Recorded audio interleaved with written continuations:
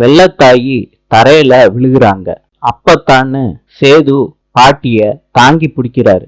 அப்பத்தா என்னால வலி தாங்க முடியலன்னு கதறாங்க. கஷ்டப்பட்டு அப்பத்தாவ கார்ல தூக்கி படுக்க வைக்கிறாரு சேது.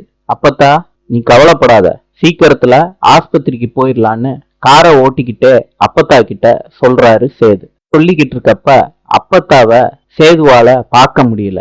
தமிழ் கிட்ட கேக்குறாங்க, அப்பத்தா எங்கன்னு. தமிழ் சொல்றாங்க, அப்பத்தாவ பாருங்க. அப்ப அப்பத்தா சொல்றாங்க, சேது, எனக்கு ஒண்ணும் இல்ல, தமிழ்ச்செல்வி பரீட்சை எழுத போறா, கவர்மெண்ட் ஸ்கூலுக்கு விடுறா வண்டிய.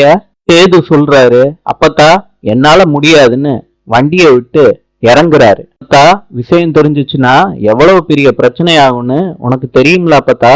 அது அதெல்லாம் நான் பாத்துக்கிறேன், அதுல வண்டியை எடு, தமிழ எக்ஸாம் எழுத வைப்போம். சேதுவும் வண்டியை எடுக்கிறாரு. அந்த எக்ஸாம் எழுதுற ஸ்கூலுக்கு கொண்டு போய் தமிழ இறக்கி விடுறாங்க. சேதுவும் அப்பத்தாவும் வெளியே நிக்கிறாங்க காரை நிப்பாட்டிட்டு. தமிழ் ஹாப்பியா எக்ஸாம் எழுத போறோம்னு டேபிள்ல உட்கார்ந்துருக்காங்க.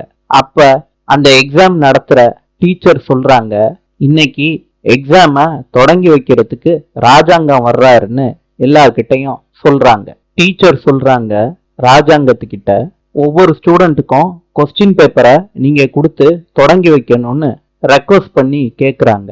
ராஜாங்கமும் கொஸ்டின் பேப்பரை வாங்குறாரு. எல்லா ஸ்டூடெண்ட்டுக்கும் கொஸ்டின் பேப்பரை கொடுக்கறாரு ராஜாங்கம். இத ஜன்னல் ஓரமா நின்னுகிட்டு இருந்த சேதுவும் அவங்க அப்பத்தாவும் பாக்குறாங்க.